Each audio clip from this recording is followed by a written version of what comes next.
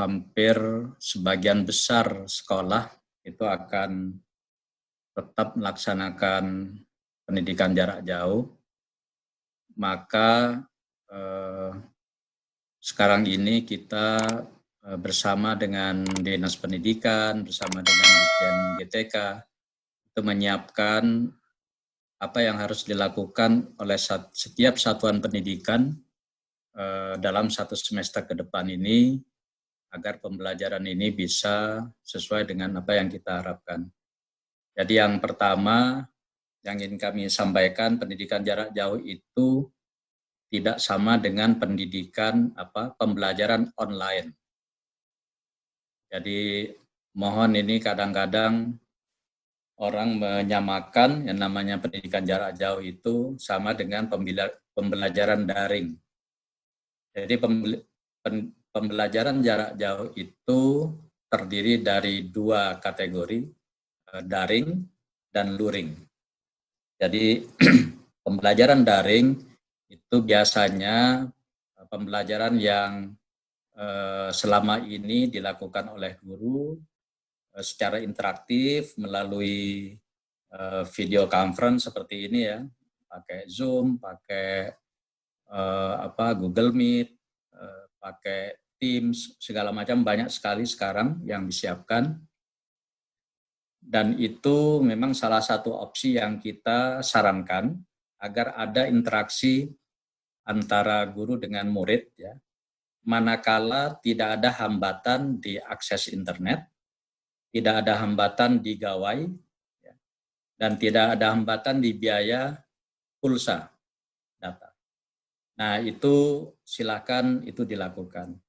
Tapi kalau misalnya mau menggunakan model lain, misalnya LMS ya, jadi Learning Management System, itu yang sudah kita siapkan, yang free dari Kemdikbud itu adalah Rumah Belajar.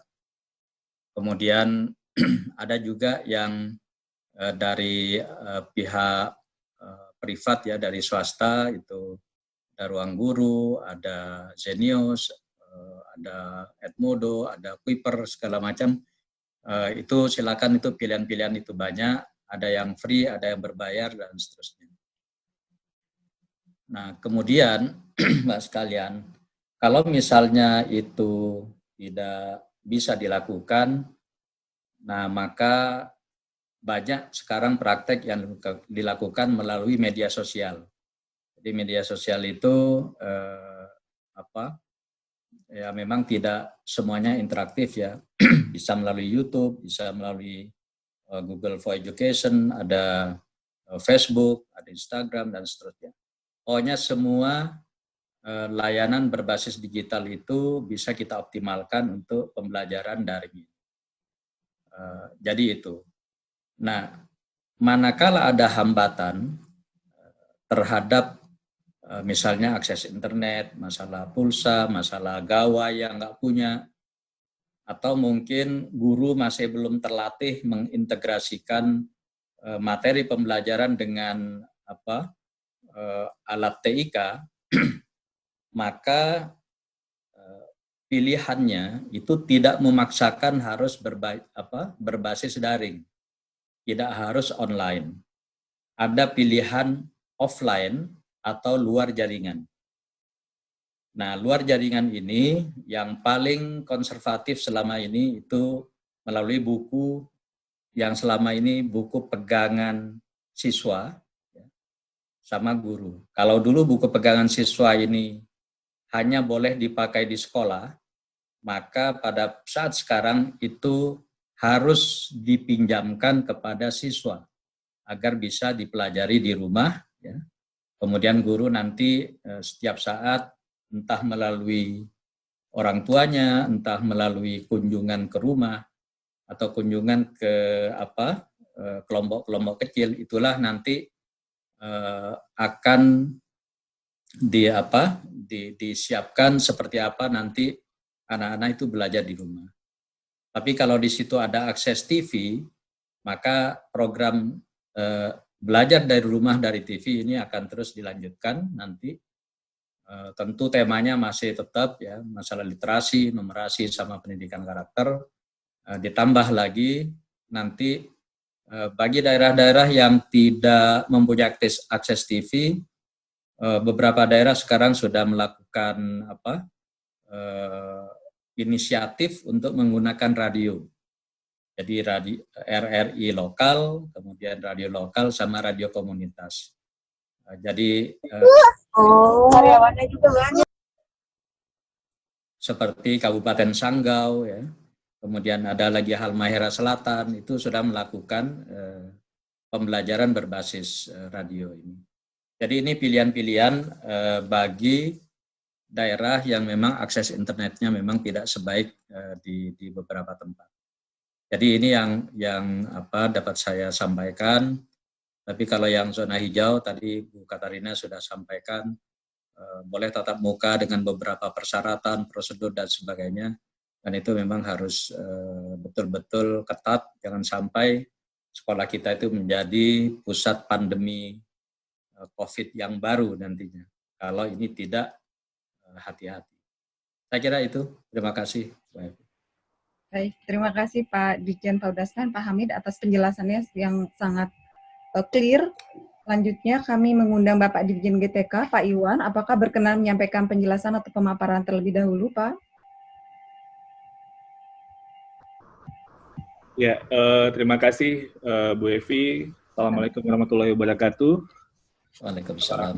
Sejahtera buat kita semua. Yang saya hormati Pak Hamid, Bu Katarina, Bu Evi, dan teman-teman wartawan semua.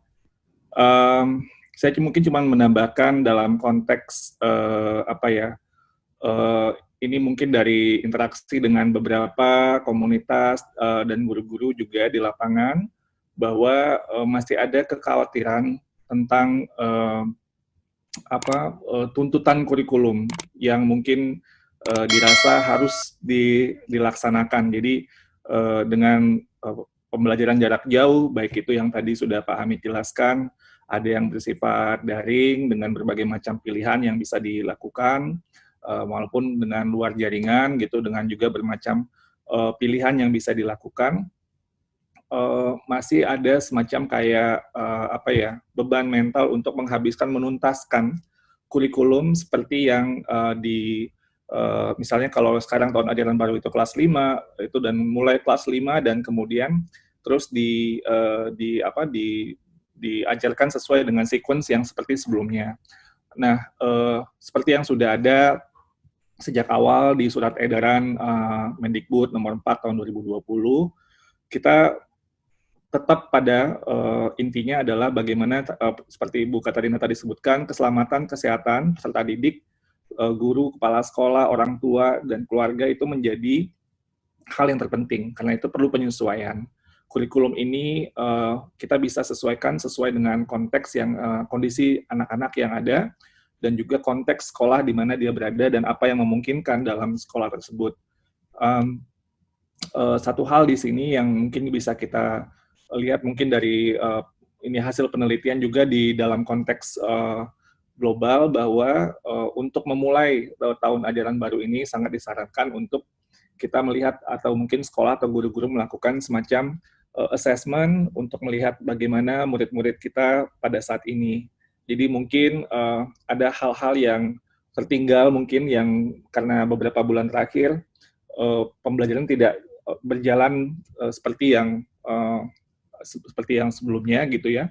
Dan kemudian assessment ini bisa untuk membantu guru-guru dan sekolah untuk mengajar sesuai dengan kondisi di mana anak-anak ini tingkat perkembangan pemahaman terhadap materi yang mungkin bervariasi juga.